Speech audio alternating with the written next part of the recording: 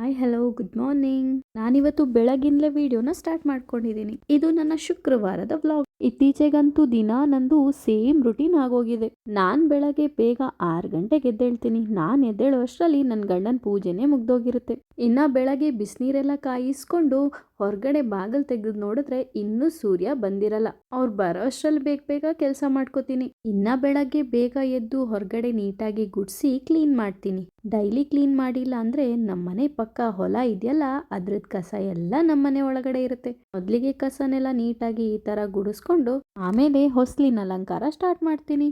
ಹೊಸ್ಲನ್ನ ಈ ತರ ನೀರು ಹಾಕಿ ನೀಟಾಗಿ ತೊಳ್ಕೊಂಡು ಕ್ಲೀನ್ ಮಾಡ್ಕೋತೀನಿ. ಇವತ್ತು ಶುಕ್ರವಾರ ಆಗಿರೋದ್ರಿಂದ ಸ್ವಲ್ಪ ನೀಟಾಗಿ ಕೆಲಸನೆಲ್ಲ ಮುಗಿಸ್ಕೋತೀವಿ. ಶುಕ್ರವಾರ ಅಂದ್ರೆ ಹೆಣ್ಮಕ್ಳಿಗೆ ಅಷ್ಟು ಇಷ್ಟ ಅಲ್ವಾ. ನಮ್ ಕಡೆ ಶುಕ್ರವಾರನ ಲಕ್ಷ್ಮೀ ವಾರ ಅಂತಲೇ ಕರೀತಾರೆ. ಈ ಶುಕ್ರವಾರ ದಿವಸ ಲಕ್ಷ್ಮಿ ಬಲ್ಗಾಲಿಟ್ಟು ನಮ್ಮ ಮನೆಗ್ ಬರ್ಲಪ್ಪ ಅಂತ ಬೇಡ್ಕೋತೀವಿ. ಇದ್ರಲ್ಲಿ ನಮ್ ಹೆಂಗಸರಿಗೆ ಒಂಥರ ಸ್ವಾರ್ಥ ಇದ್ರೂನು ಅದೊಂಥರ ನಮಗೆ ಶೋಭೆ. ಹೊಸ್ಲನ್ನ ನೀಟಾಗಿ ನೀರಾಕಿ ಎಲ್ಲ ಕ್ಲೀನ್ ಆದ್ಮೇಲೆ ಅರ್ಶಿನ ಕುಂಕುಮದಿಂದ ಅಲಂಕಾರ ಮಾಡ್ತೀವಿ. ನಾವು ನಮ್ಮ ಮನೇಲಿ ವಾರದಲ್ಲಿ 2 ದಿವಸ ಅಂದ್ರೆ ಮಂಗಳವಾರ ಮತ್ತೆ ಶುಕ್ರವಾರ ಈ ತರ ಅರಿಶಿನ ಫುಲ್ ಹೊಸ್ಲಿಗೆ ಸ್ಪ್ರೆಡ್ ಮಾಡ್ತೀವಿ.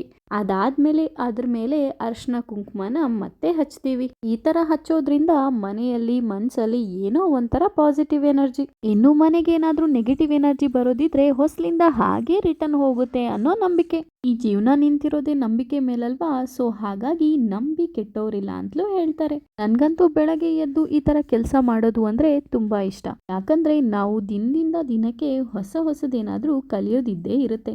ಇನ್ನ ಹೊಸ್ಲಿಗೆ ಅರಿಶಿನ ಕುಂಕುಮ ಎಲ್ಲ ಹಚ್ಚಿ ಆದ್ಮೇಲೆ ರಂಗೋಲಿ ಹಾಕ್ತಿವಿ. ಮದ್ವೆ ಆದ್ಮೇಲೆ ತಕ್ಕ ಮಟ್ಟಿಗೆ ರಂಗೋಲಿ ಹಾಕೋದ್ನ ಕಲ್ತಿದ್ದೀನಿ. ನೋಡಿ ಹೇಗಿದೆ ನಾನು ಹಾಕಿರೋ ರಂಗೋಲಿ. ಹೊಸ್ಲು ತೊಳೆದು ರಂಗೋಲಿ ಹಾಕಿ ಎಲ್ಲ ಆದ್ಮೇಲೆ ಇನ್ನ ತುಳಸಿ ಕಟ್ಟೆ ತೊಳೆಯೋಣ ಅಂತ ಹೊರಟೆ. ಮನೇಲೊಂದು ಪುಟಾಣಿ ತುಳಸಿ ಕಟ್ಟೆ ಇದೆ. ಮನೆ ಪಕ್ಕನೇ ಹೊಲ ಇರೋದ್ರಿಂದ ಫುಲ್ ಧೂಳಾಗಿತ್ತು. ಇನ್ನ ವಾರ ತುಳಸಿ ಕಟ್ಟೆ ತೊಳೆದ್ರೂ ಎಷ್ಟು ತೊಳೆದ್ರೂ ಅಷ್ಟೇ ಕೊಳೆಯಾಗಿರುತ್ತೆ. ಯಾಕಂದ್ರೆ ತುಳಸಿ ಕಟ್ಟೆಗೆ ನೀರ್ ಹಾಕ್ಬೇಕಾದ್ರೆ ಅದ್ರಲ್ಲಿರೋ ಮಣ್ಣೆಲ್ಲ ಕೆಳಗಡೆ ಜಾರ್ ಬೀಳುತ್ತೆ. ಅದು ನೀರ್ ಸಮೇತ ಕೆಳಗಡೆ ಬೀಳೋದ್ರಿಂದ ಅದ್ರ ಸೈಡಲ್ಲೆಲ್ಲ ಹಾಗೆ ಕೂತಿರುತ್ತೆ. ನಮ್ಮೂರ್ ಕಡೆ ತುಳಸಿ ಕಟ್ಟೆ ತುಂಬಾ ದೊಡ್ಡದಾಗಿರುತ್ತೆ. ಅದನ್ನು ಮನೆ ಅಂಗಳ ಏನಾದ್ರೂ ಇದ್ರೆ ಅದ್ರ ಸೆಂಟರ್ ಅಲ್ಲಿ ತುಳಸಿ ಕಟ್ಟೆನ ಕೂರ್ಸಿರ್ತೀವಿ. ನಾವು ಚಿಕ್ಕವರಿರ್ಬೇಕಾದ್ರೆ ಅದ್ರ ಸುತ್ತ ಎಲ್ಲ ಆಟ ಆಡ್ಕೊಂಡು ಕೂಡ್ತಿದ್ವಿ. ತುಳಸಿ ಪೂಜೆಲಂತೂ ಆ ತುಳಸಿ ಕಟ್ಟೆನೇ ಕಾಣಿಸ್ಬಾರ್ದು, ಅಷ್ಟೆಲ್ಲ ದೀಪದ ಅಲಂಕಾರ ಮಾಡ್ತಿದ್ವಿ. ಚಿಕ್ಕೋರಿರ್ಬೇಕಾದ್ರೆ ಏನೋ ಒಂಥರ ಖುಷಿ ಈ ತರ ಕೆಲಸ ಮಾಡೋದು ಅಂದ್ರೆ. ಆದ್ರೆ ಮದ್ವೆ ಆದ್ಮೇಲೆ ಅದೇ ಜೀವನ ಆಗೋಗುತ್ತೆ. ಇನ್ನ ದೀಪಾವಳಿಲಂತೂ ಫುಲ್ ಅದಕ್ಕೆ ಕಲರ್ ಬಣ್ಣಗಳನ್ನೆಲ್ಲ ಬಳಿತಿದ್ವಿ. ವರ್ಷಕ್ಕೊಂದ್ಸಲ ನಮ್ಮ ತುಳಸಿ ಕಟ್ಟೆ ಅಂತೂ ಫುಲ್ ಮಿಂಚ್ತಿತ್ತು. ಅವಾಗೆಲ್ಲ ಮಕ್ಕಳಾಗಿದ್ವಿ, ಮನ್ಸಿಗೆ ಬಂದಿದ್ದು ಮಾಡ್ತಿದ್ವಿ. ಆದ್ರೆ ಈಗ ಜವಾಬ್ದಾರಿ ಜೊತೆಗೆ ಸಂಪ್ರದಾಯನೂ ತಿಳ್ಕೊಬೇಕಾಗಿದೆ. ಇನ್ನ ತುಳಸಿ ಕಟ್ಟೆನೂ ನೀಟಾಗಿ ತೊಳೆದು ಅದಕ್ಕೆ ಅರಿಶಿನ ಕುಂಕುಮ ಎಲ್ಲ ಹಾಕಿ ನೀನ್ ರೆಡಿ ಆಗ್ಬೇಕು ಅಷ್ಟರಲ್ಲಿ ನನ್ನ ಗಂಡ ಪೂಜೆ ಮುಗಿಸ್ಕೊಂಡು ದೀಪನ ತಗೊಬಂದ್ರು. ಅವ್ರದ್ದು ಪೂಜೆ ಎಲ್ಲ ಮುಗ್ದಾದ್ಮೇಲೆ ಅವ್ರು ಯೂಸ್ ಮಾಡೋ ದೀಪನ ಈ ತುಳಸಿ ಕಟ್ಟೆ ಹತ್ರ ಇಡ್ತಾರೆ. ತುಳಸಿ ಕಟ್ಟೆ ಹತ್ರ ಮಣ್ಣಿನ ದೀಪ ಇಡೋದು ತುಂಬಾ ಶ್ರೇಷ್ಠ ಅಂತೆ. ನಾನು ಇವೆಲ್ಲ ಮದ್ವೆ ಆದ್ಮೇಲೆ ಕಲ್ತಿರೋದು. ಇನ್ನ ಅವರು ದೀಪ ಇಟ್ಟು ಹೋದ್ಮೇಲೆ ನಾನು ನೀಟಾಗಿ ಇನ್ನೊಂದ್ಸಲ ಅರಿಶಿನ ಕುಂಕುಮ ಎಲ್ಲ ಹಚ್ಚಿ ಅವ್ರು ತಂದಿಟ್ಟಿರೋ ದೀಪಕ್ಕೂ ಸ್ವಲ್ಪ ಅರಿಶಿನ ಕುಂಕುಮ ಎಲ್ಲ ಹಚ್ಚಿದೆ. ನಾನು ಸ್ವಲ್ಪ ಪೂಜೆ ಪುನಸ್ಕಾರ ಎಲ್ಲ ಮಾಡೋದು ಕಡಿಮೆನೆ. ನಮ್ಮ ಮನೇಲಿ ಹೆಚ್ಚಾಗಿ ಪಾರು ಅವ್ರು ಮಾಡ್ತಾರೆ. ಆದ್ರೆ ನನಗೆ ಈ ತರ ಅಲಂಕಾರ ಮಾಡೋದು ಅಂದ್ರೆ ತುಂಬಾ ಇಷ್ಟ. ಹಾಗೆ ದೇವ್ರ ಪೂಜೆಗೆ ರೆಡಿ ಮಾಡ್ಕೊಡೋದು ಅಂದ್ರೂ ತುಂಬಾ ಇಷ್ಟ. ಅಮ್ಮನ ಮನೇಲಿ ಇರ್ಬೇಕಾದ್ರೆ ನಮ್ಮ ಅಮ್ಮ ಪೂಜೆಗೆಲ್ಲ ನಾನೇ ರೆಡಿ ಮಾಡ್ಕೊಡ್ತಿದ್ದೆ. ಆದರೆ ಪೂಜೆ ಮಾತ್ರ ಅಮ್ಮನೇ ಮಾಡ್ತಿದ್ರು. ಆದರೆ ಈ ರಂಗೋಲಿ ಹಾಕೋದೆಲ್ಲ ಕಲ್ತಿರೋದು ಮದುವೆ ಆದಮೇಲೆ. ನನಗೆ ಗೊತ್ತಿರೋ ಅಲ್ಪ ಸ್ವಲ್ಪ ಟ್ಯಾಲೆಂಟ್ನ ಯೂಸ್ ಮಾಡಿಕೊಂಡು ನನ್ನದೇ ಓನ್ ಡಿಸೈನಲ್ಲಿ ಏನೇನೋ ಬಿಡಿಸ್ತೀನಿ. ಅದು ಮದುವೆ ಆದ ಹೊಸದ್ರಲ್ಲಂತೂ ನನಗೆ ಅಷ್ಟೊಂದು ಬರ್ತಾನೆ ಇರಲಿಲ್ಲ. ಆದರೆ ಈಗ ಪರವಾಗಿಲ್ಲ. ಹಾಡ್ತಾ ರಾಗ ಅನ್ನೋ ಹಾಗೆ ಕಲಿತಾ ರಂಗೋಲಿ ಬಿಡಿಸೋದನ್ನ ಕಲಿತೆ. ಈಗೇನೋ ಸ್ವಲ್ಪ ಮಟ್ಟಿಗೆ ಪರ್ಫೆಕ್ಟ್ ಅಂತ ಅನ್ನಿಸ್ಕೊಂಡಿದ್ದೀನಿ. ಆದರೆ ಎಷ್ಟೋ ಸಲ ಯಾವುದೋ ಡಿಸೈನ್ ಬಿಡ್ಸಕ್ಕೆ ಹೋಗಿ ಇನ್ಯಾವುದೋ ಆಗಿದ್ದುಂಟು. ಆದರೆ ನಮ್ಮ ಹಾಸನಲ್ಲಂತೂ ವೆರಿ ಟ್ಯಾಲೆಂಟೆಡ್ ಅಂತಲೇ ಹೇಳ್ಬೋದು. ಎಲ್ಲರೂ ಅಷ್ಟು ನೀಟಾಗಿ ರಂಗೋಲಿನ ಬಿಡಿಸ್ತಾರೆ. ಇಷ್ಟೆಲ್ಲ ಆಗೋವಷ್ಟರಲ್ಲಿ ನಮ್ಮ ಸೂರ್ಯ ದೇವ ನಮಗೆ ದರ್ಶನ ಕೊಟ್ಟೇ ಬಿಟ್ರು. ಬೆಳಗ್ಗೆ ಎದ್ದ ತಕ್ಷಣ ಈ ಥರ ಬ್ರೈಟ್ ಆಗಿರೋ ಸೂರ್ಯನ ನೋಡೋದೇ ಖುಷಿ. ಇನ್ನು ಹೊರಗಡೆ ಕೆಲಸನೆಲ್ಲ ಮುಗಿಸ್ಕೊಂಡು ಬಂದಮೇಲೆ ಕಾಯಕ್ಕಿಟ್ಟಿರೋ ನೀರನ್ನ ಸ್ವಲ್ಪ ಬಗ್ಗಿಸ್ಕೊಂಡು ಹಾಗೆ ಕುಡ್ದೆ. ಅಷ್ಟಿಗೆ ನಾನು ನನ್ನ ಗಂಡ ವಾಕಿಂಗ್ ಹೊರಟ್ರಿ. ನೋಡಿ ಗೈಸ್, ವಾಕಿಂಗ್ ಹೋಯ್ತಿದ್ದೀವಿ ನಾವು. ಇವರು ಫುಲ್ ಪ್ಯಾಕಪ್ ಆಗಿದ್ದಾರೆ, ಒಳ್ಳೆ ಫಾರಂ ಕೋಳಿ ಥರ. ನಾವು ಯಾವ ಚಳಿಗೂ ತಗ್ಗದೇ ಇಲ್ಲ. ಇಲ್ಲಿ ಸಂಧಿ ಬಂದಿಲೆಲ್ಲ ವಾಕ್ ಹೋಗ್ಬೇಕು. ನೋಡಿ ಇಲ್ಲಿ ಸಂಧಿಲೆಲ್ಲ ಹೋಗ್ಬೇಕು. ನೋಡಿ ನಾನು ನಿತಿ ವಾಕ್ ಮಾಡ್ತಿದ್ದೀವಿ. ನಮ್ಮ ಜೊತೆ ನಮ್ಮ ನೆರಳು ಕೂಡ ವಾಕ್ ಮಾಡ್ತಿದೆ. ಎರಡೇ ಇಲ್ಲ ಅಂದ್ರೆ ನಾವೇ ಇಲ್ಲ ಅಂತ ಅಲ್ಲಿಗೆ. ಓ ಡೈಲಾಗ್ ಡೈಲಾಗದ್ದು. ಬೈಪಾಸಲ್ಲಿ ಅಂತೂ ಚೆನ್ನಾಗಿದೆ ವಾಕ್ ಮಾಡೋಕ್ಕೆ. ನಾವು ವಾಕಿಂಗ್ ಬರೋ ಟೈಮಲ್ಲಿ ಯಾರೂ ಇರಲ್ಲ, ಎಲ್ಲ ವಾಕ್ ಮಾಡಿ ಮುಗಿಸ್ಕೊಂಡು ಹೋಗಿರ್ತಾರೆ.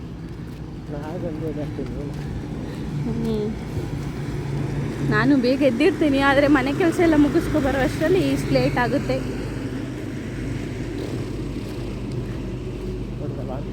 ಒಂದು ಸೈಡ್ ವಾಕಿಂಗ್ ಮುಗಿಸ್ಕೊಂಡು ಇನ್ನೊಂದು ಸೈಡ್ ರಿಟರ್ನ್ ಅದೇ ರೂಟಲ್ಲಿ ಬರಬೇಕಾದ್ರೆ ಸೂರ್ಯ ಅಂತೂ ಕಣ್ಣಿಗೆ ಹೊಡಿತಿದ್ರು. ಅದು ವಾಕಿಂಗ್ ಮುಗಿಯೋ ಅಷ್ಟರಲ್ಲಿ ಅವರೆಷ್ಟು ಬ್ರೈಟ್ ಆಗಿದ್ರು ನೋಡಿ. ನಾ ಮನೆ ಹತ್ರನೂ 2 ರೌಂಡ್ ಮುಗಿಸ್ಕೊಂಡು ಮನೆ ಹತ್ರ ಹಾಕಿರೋ ವಿಜಯ ಕರ್ನಾಟಕ ಪೇಪರ್ನ ಎತ್ಕೊಂಡು ಒಳಗಡೆ ಹೊರಟ್ವಿ.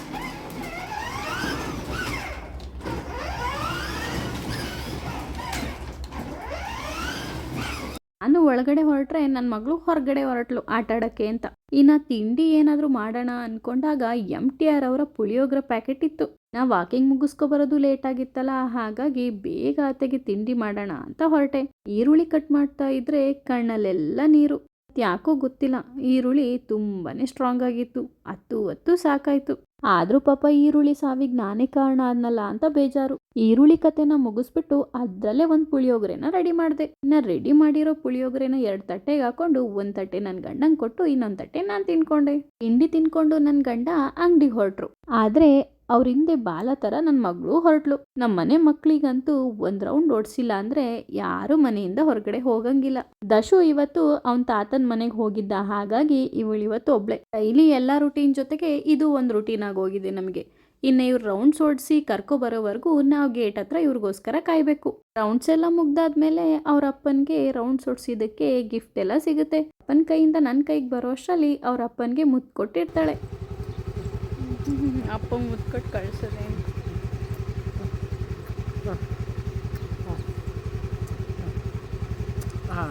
By bye. ಲವ್ ಯು ತೋರಿಸು. Love you.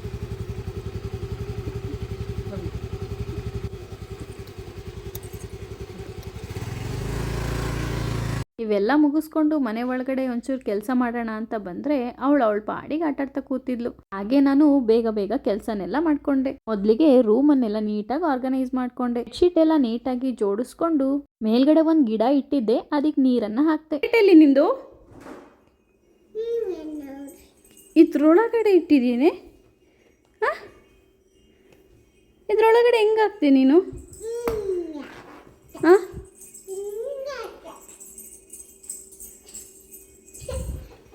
ನಾನು ಕೆಲಸ ಮಾಡ್ತಿರ್ಬೇಕಾದ್ರೆ ನನ್ನ ಮಗಳು ಇಷ್ಟು ಸೈಲೆಂಟಾಗಿ ಆಟಾಡ್ತಿದ್ದಾಳಲ್ಲ ಅಂತೇಳಿ ಅವಳ ಕಡೆಗೆ ಹೋಗಿ ನೋಡಿದ್ರೆ ಅವಳಿಗೆ ಆಟಾಡೋಕ್ಕೆ ಅಂತ ಕೊಟ್ಟಿರೋ ವಸ್ತುನೆಲ್ಲ ದಿಂಬೊಳಗಡೆ ಮುಚ್ಚಿ ಸಿಟ್ಟಿದ್ಲು. ಅವಳ ಪಾಡಿಗೆ ಏನಾದರೂ ಆಟಾಡ್ಕೊಳ್ಳಿ ಅಂತ ಹೇಳಿ ಅವಳು ಕಣ್ ತಪ್ಪಿಸಿ ನಾನು ಟಾಪ್ ರೂಮಿಗೆ ಹೊರಟೆ. ಇದು ನಮ್ಮ ಗೆಸ್ಟ್ ರೂಮ್ ಆಗಿದೆ. ಯಾರಾದರೂ ನೆಂಟರು ಬಂದರೆ ಇಲ್ಲೇ ಮಲ್ಕೋತಾರೆ, ಅವ್ರಿಗೂ ಪ್ರೈವಸಿ ಬೇಕಲ್ಲ. ಸೊ ಹಾಗಾಗಿ ಇದೊಂದು ಹಾಗೆ ಉಳ್ಕೊಂಡಿದೆ. ಈ ರೂಮಲ್ಲಿ ಯಾರು ಮಲಗ್ತಾರೋ ಬಿಡ್ತಾರೋ ಗೊತ್ತಿಲ್ಲ, ಆದರೆ ಗುಡಿಸಿ ಒರೆಸೋದಂತೂ ಕಾಯಂ. ನಾನು ಕ್ಲೀನಿಂಗ್ ಕೆಲಸ ಮಾಡ್ತಿದ್ರೆ ನಮ್ಮಮ್ಮ ಒಣಗಿರೋ ಬಟ್ಟೆನೆಲ್ಲ ತಂದು ನೀಟಾಗಿ ಜೋಡಿಸ್ತಿದ್ರು. ಇನ್ನು ಒರೆಸೋದು ಗುಡ್ಸೋದು ಎಲ್ಲ ಮುಗ್ದಾದ್ಮೇಲೆ ಮನೆಯಲ್ಲಿರೋ ಗಿಡಗಳಿಗೆಲ್ಲ ನೀಟಾಗಿ ನೀರು ಹಾಕ್ತೆ. ನನ್ನ ಬಾಲ್ಕನಿಲಂತೂ ಗಿಡಗಳೆಲ್ಲ ಸತ್ತೋಗಿದಾವೆ. ಆದ್ರೆ ನೀರ್ ಹಾಕ್ತೇನೆ ಉಳ್ಕೊಂಡಿರೋ ಒಂದೇ ಒಂದು ಗಿಡ ಅಂದ್ರೆ ಈ ಜಡೆ ಪ್ಲಾಂಟ್. ಅದ್ರಲ್ಲಂತೂ ಸತತವಾಗಿ ಒಂದು ಹಕ್ಕಿ ಬರ್ತಾನೆ ಇದೆ, ಮೊಟ್ಟೆ ಇಡ್ತಾನೆ ಇದೆ, ಮರಿ ಮಾಡ್ತಾನೆ ಇದೆ. ಇನ್ನ ಅಲ್ಲಿ ನೀರೆಲ್ಲ ಹಾಕಾದ್ಮೇಲೆ ನಮ್ದು ಪ್ಯಾಸೇಜಿಗೆ ಹೋಗಿ ಅಲ್ಲಿ ಸ್ವಲ್ಪ ಗಿಡನ ಇಟ್ಟಿದ್ವಿ. ಸೊ ಹಾಗಾಗಿ ಅಲ್ಲೂ ನೀರ್ ಹಾಕಿ ಬಂದೆ. ನಮ್ಮ ಮನೆ ಸುತ್ತಮುತ್ತ ಅಂತೂ ಫುಲ್ ಹಸಿರಾಗಿರುತ್ತೆ. ಎಲ್ಲ ಬೇರೆ ಬೇರೆಯವರು ಸೈಟ್ಗಳು. ಆದರೆ ಅದರಲ್ಲಿ ಒಬ್ಬೊಬ್ರು ಒಂದೊಂದು ಕಾಲಕ್ಕೆ ಬಿತ್ತನೆ ಮಾಡ್ಕೋತಾರೆ. ಒಮ್ಮೆ ಒಂದ್ ಕಡೆ ಹಸಿರಾಗಿದ್ರೆ ಇನ್ನೊಮ್ಮೆ ಇನ್ನೊಂದ್ ಕಡೆ ಬರಡಾಗಿರುತ್ತೆ. ಆಲ್ಮೋಸ್ಟ್ ಆಲ್ ಎಲ್ಲರೂ ಜೋಳ ರಾಗಿನೇ ಬೆಳಿತಾರೆ. ಆ ಪ್ಯಾಸೇಜ್ ಅಲ್ಲಿರೋ ಗಿಡಕ್ಕೆ ನೀರ್ ಹಾಕಿ ಅಲ್ಲಿ ಕುದ್ರೆ ಫೋಟೋನ ನೋಡ್ಕೊ ಬಂದು ಪಾರು ಅವರು ಸ್ವಲ್ಪ ರೂಮ್ ಹತ್ರ ಪ್ಲಾಂಟ್ ಹಾಕಿದ್ರು. ಸೊ ಹಾಗಾಗಿ ಅದಕ್ಕೂ ನೀರ್ನೆಲ್ಲ ಹಾಕ್ತೆ. ಎಲ್ಲ ಮುಗಿಯೋಷ್ಟರಲ್ಲಿ ಮಧ್ಯಾಹ್ನ ವಂಶಿ ಕೋಪ ಮಾಡ್ಕೊಂಡಿದ್ದಾಳೆ. ದಶು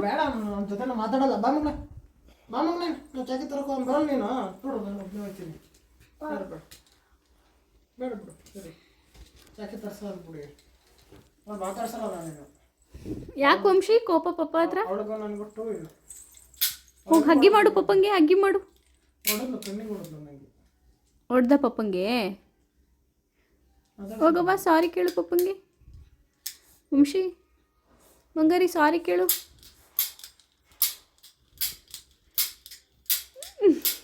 ನಾ ಅಪ್ಪ ಮಗಳದ್ ಕೋಳಿ ಜಗಳ ಮುಗಿಯೋಷ್ಟರಲ್ಲಿ ಸಂಜೆ ಆಯ್ತು. ನಾನು ಸ್ನಾನ ಮಾಡ್ಕೊಂಡು ಭಗವದ್ಗೀತೆ ಬುಕ್ ಓದೋಣ ಅಂತ ಹೊರಟೆ. ನಾನು ಈ ಭಗವದ್ಗೀತೆ ಬುಕ್ ನ ರೀಸೆಂಟ್ ಆಗಿ ಸ್ವಪ್ನ ಬುಕ್ ಹೌಸ್ ಅಲ್ಲಿ ಪರ್ಚೇಸ್ ಮಾಡಿದೆ. ಈಗ ಆಲ್ರೆಡಿ ನಾನು ಪ್ರಥಮ ಅಧ್ಯಾಯ ಮುಗಿಸಿದ್ದೆ, ಈಗ ದ್ವಿತೀಯ ಅಧ್ಯಾಯ. ಹಾಗಾಗಿ ನಾನು ಸ್ವಪ್ನ ಬುಕ್ ಹೌಸಿಗೆ ಹೋಗಿರೋ ವಿಡಿಯೋನ ಇದೇ ವ್ಲಾಗ್ ಅಲ್ಲಿ ಕಂಟಿನ್ಯೂ ಮಾಡ್ತಿದ್ದೀನಿ. ನಾನು ಈ ಸ್ವಪ್ನ ಬುಕ್ ಹೌಸಿಗೆ ಭಗವದ್ಗೀತೆ ಬುಕ್ ತಗೊಳ್ಳೋಣ ಅಂತಲೇ ಬಂದೆ, ಆದ್ರೆ 8ರಲ್ಲಿ ಭಗವದ್ಗೀತೆ ಬುಕ್ನ ಇಟ್ಟಿದ್ರು. ಆದ್ರೂ ಒಳಗಡೆ ಏನೇನಿದೆ ನೋಡ್ಕೊ ಬರೋಣ ಅಂತ ಹೊರಟ್ರೆ ಸುತ್ತಮುತ್ತಲು ಪುಸ್ತಕಗಳು ಪುಸ್ತಕ. ಒಳಗಡೆ ಹೋಗ್ತಿದ್ದಾಗೆ ಮನ್ಸಲ್ಲೇನೋ ಅನ್ಕೊಂಡೆ, ಈ ಬುಕ್ ಸ್ಟೋರಲ್ಲಿ ಕೆಲಸ ಮಾಡೋರು ಯಾವ ಪುಸ್ತಕ ಬೇಕಾದ್ರೂ ಓದ್ಕೋಬೋದಲ್ಲ ಅಂತ. ಅಷ್ಟೊಂದು ಪುಸ್ತಕಗಳಿವೆ ಒಳಗಡೆ.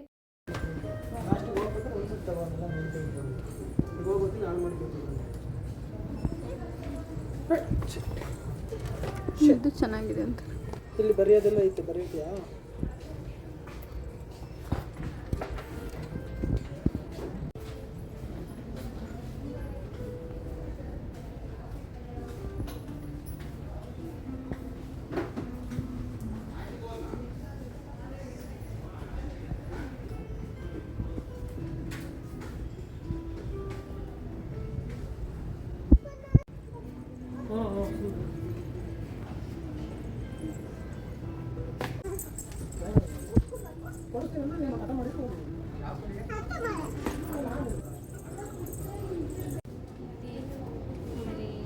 ಶಿವ ಮಹಾಪುರಾಣ, ಆಮೇಲೆ ಶಿವ ಸಹಸ್ರನಾಮ ಸ್ತೋತ್ರ, ಕಾರ್ತಿಕ್ ಮಾಸ ಪುರಾಣ, ಆಮೇಲೆ ಶಿವ ಪೂಜಾ ವಿಧಾನ.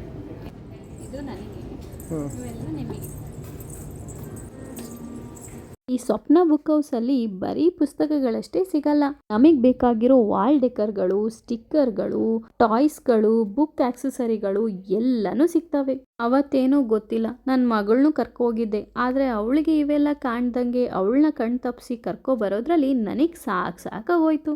ಬರೀ ಇವಷ್ಟೇ ಅಲ್ಲ, ಯಾವ ಥರದ ಚಾಕ್ಲೇಟ್ಸ್ಗಳು ಎಲ್ಲಾನು ಇತ್ತು.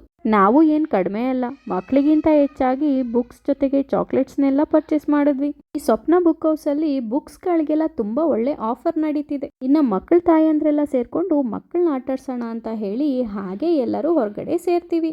ಇನ್ನ ನಮ್ಮ ಪಕ್ಕದ ಮನೆ ಸೌಮ್ಯಂಟಿ ಹುಣಸೆ ಹುಳಿಯಿಂದ ಒಂದು ರೆಸಿಪಿನ ರೆಡಿ ಮಾಡಿದ್ರು. ಅದ್ರ ಟೇಸ್ಟ್ ನೋಡೋಣ ಅಂತ ನಾವೆಲ್ಲರೂ ಸೇರಿದ್ವಿ. ಆ ಹುಣಸೆ ಹುಳಿನ ಲಾಲಿಪಾಪ್ ತರ ಮಾಡ್ಕೊಂಡು ಮಕ್ಳಿಗೆ ಕೊಟ್ರೆ ಅವ್ರ ರಿಯಾಕ್ಷನ್ ಬೇರೆ ತರನೇ ಇತ್ತು. ಅವ್ರ ಮುಖಗಳು ಹುಣಸೆ ಹುಳಿ ತರನೇ ಆಗಿತ್ತು. ಇನ್ನ ನಾವು ದೊಡ್ಡವರು ಹೇಗಿದೆ ನೋಡೋಣ ಅಂತ ಒಂದ್ಸಲ ತಿಂದು ನೋಡಿದ್ರೆ ಉಪ್ಪು ಹುಳಿ ಖಾರ ಎಲ್ಲ ಸೇರಿ ಸಖತ್ತಾಗಿತ್ತು. ಇನ್ನ ಸ್ಟೋರಿ ಟೈಮ್. ಒಂದೂರಲ್ಲಿ ಹಸು ಇತ್ತಂತೆ, ಒಂದೂರಲ್ಲಿ ಹುಲಿ ಇತ್ತು. ಒಂದು ಹೊಸ ತೋಟಕ್ಕೆ ಹೋಯ್ತು, ಆ ಹೊಲಕ್ಕೆ. ಅಲ್ಲಿ ಒಂದು ಬೇರೆ ಹಸುಗಳು ಬರ್ತಿತ್ತಂತೆ. ಅದೇ ಬೇರೆ ಹಸುಗಳನ್ನ ಹುಲಿಗಳು ಓಡಿಸ್ತವೆ ಅಷ್ಟೇ. ಮಕ್ಕಳ ಜೊತೆ ಸೇರ್ಕೊಂಡು ಫನ್ ಮಾಡ್ಕೊಂಡು ಶುಕ್ರವಾರ ಅಂತೂ ಸುಖಕರವಾಗಿ ಸಾಗೋಯ್ತು. ಇದಿಷ್ಟು ಇವತ್ತಿನ ದಿನದ ವಿಶೇಷ ವಿಚಾರಗಳು. ಇನ್ನೊಂದು ದಿವಸ ಇನ್ನೊಂದು ವಿಡಿಯೋ ಜೊತೆ ಬರ್ತೀನಿ. Thank you.